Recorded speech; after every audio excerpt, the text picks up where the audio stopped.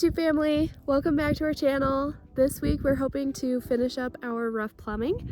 Last week we got the very bad news that we could not use the water heater that we wanted to use because of the venting situation. So we have to go to Home Depot and see if we can exchange this thing for an electric one. We did our best to patch the box back together. We had to dry it out because it had been out in the snow, and Mike was using Elmer's glue and packing tape, and I think it looks pretty good. I don't think they're gonna give us any issues or pushback, but we'll see. We have been getting an outrageous amount of snow, by the way. This like wall of snow is up to my shoulder, and I'm 5'6". I'm not little. We have been having a really hard time pushing the snow all the way out of the way. We had to get a really gnarly snow blower because you can only push the snow so far with a plow. The Honda does a pretty good job, but you can only push the snow so high, and then you have to start cutting through it with a snow blower. So we have to spend a lot of time pushing snow around and blowing it so that we can get in and out of our property.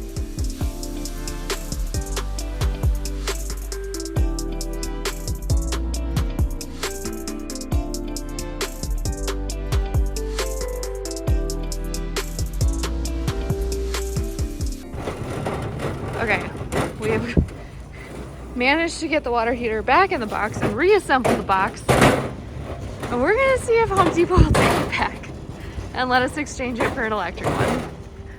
Wish us luck. We're in luck! They let us exchange it. Now we have an electric water heater that we don't have to worry about the ventilation. So everything's gonna be okay.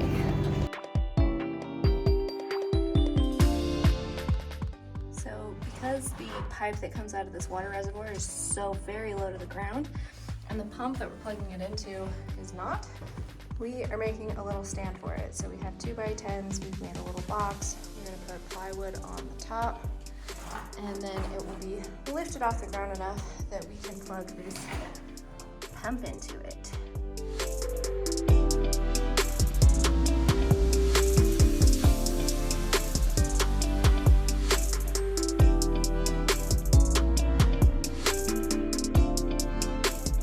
Since we didn't have to worry about venting this water heater, and it has a smaller footprint than the water reservoir tank, and the supplemental water heater is gonna go right there, we ended up putting the water heater on this side of the utility room, and then the water reservoir is over on the other side of the HVAC system. We also ended up having to raise that supplemental water heater up a little bit to get everything to fit nicely, but it worked out pretty well. So here's the water reservoir tank with the pump next to it. And this doorway will allow us to replace it in 10 years when it probably dies. But other than that, we won't have to open it, ever. Here's our little air compressor that we've been using to do pressure tests. I want to walk you through some of the things we've done in the last week. Couple of big items. First of all, we got the electric water heater. It's in, it's mounted, it's in a good position, there's space around it. We have the thermal expansion tank, the booster heater. That's gonna be pretty cool because it allows us to leave this at a lower setting and then kind of heat water on demand rather than keeping a ton of water hot. So a little more energy efficient. Plus, when we're up here with guests, we're going to be able to have a lot more hot water than we otherwise would, because that thing will boost like 40 degrees for, I think, 7 gallons a minute, which means that if we have 3 people take showers in a row and then another 3 people take showers in a row, the 6th person will still have hot water, which is pretty sweet. We want our guests to be comfortable. It's gonna be a lot of fun. This stuff was all done last time you saw it. Big news today is that now all the plumbing's in and I've got it capped and elbowed. We're ready for a pressure test. So there are 2 ways you can do this. You can pump water into your system at 60 PSI, or 80 PSI actually is what the test requires, or you can do air. Because it's cold and we don't have a way to keep the house heated, we don't want our pipes to burst, we're doing air. The equivalent, because of the difference in viscosity, is actually 50 PSI. So we're pumping this thing up with our air compressor. The whole system, the whole house is pressurized in terms of water supply lines, The water heaters, this tank, even the booster pump, they're all pressurized, and basically we pump this up to 50 PSI and then we wait 15-20 minutes to see if it leaks down. We did have some leaks initially. The funny thing about that is that I was worried about all of this piping. The PEX, completely solid. Everything that's been leaking so far is brass parts that are put together super tight with lots of plumbing tape. I fixed like 3 leaks on this assembly where you have to have, you have to have an outlet faucet and a pressure relief valve, and you've got to have a pressure gauge and all this stuff you have to have. This stuff has been the culprit. Like the old tried and true piping, that's been the problem really. So pretty interesting. We're gonna go ahead and charge the system, and then we will let you know if we finally pass our own pressure test before we invite the inspector up to come have a look at it. So wish us luck.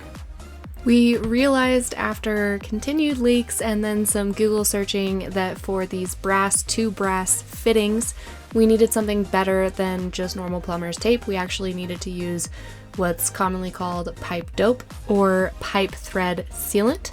So we slathered some of that on there. It's very goopy and gross, but it did resolve our issues. Here is the main floor bath, and you can see on the end of our PEX lines, we've added these little temporary caps. Those allow us to do a pressure test. We'll just cut those off when we're done with that stage. But we kind of have a convoluted solution going on in the main floor shower. Something that I really wanted. I really hate it in showers when the handle, the valve for the shower is right underneath the shower head. So in order to turn it on, you have to get like sprayed with cold water. So I wanted the valve, the handle, to be on this side of the shower, and then the shower head will be over on the other side. So you can reach into the shower, turn it on, feel the water, wait for it to get hot, and then step into the shower and get wet. But that meant that we had to go up and over the shower and then to the valve, and then it will have to go back up and over the shower again to the shower head, which we haven't actually run the PEX line for yet because we don't have the shower valve. Let me know in the comments if you think that's worth it. I've seen it, some like builder channels, they say that it's something you should do, especially for a custom home when you have the choice. I think it's a really good idea, but let me know what you think.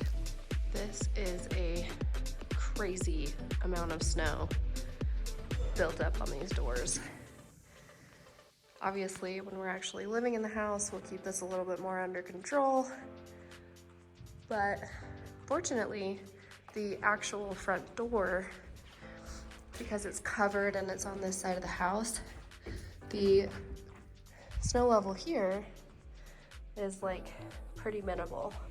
So we would still be able to get out of the house really easily, and then we could go shovel the deck.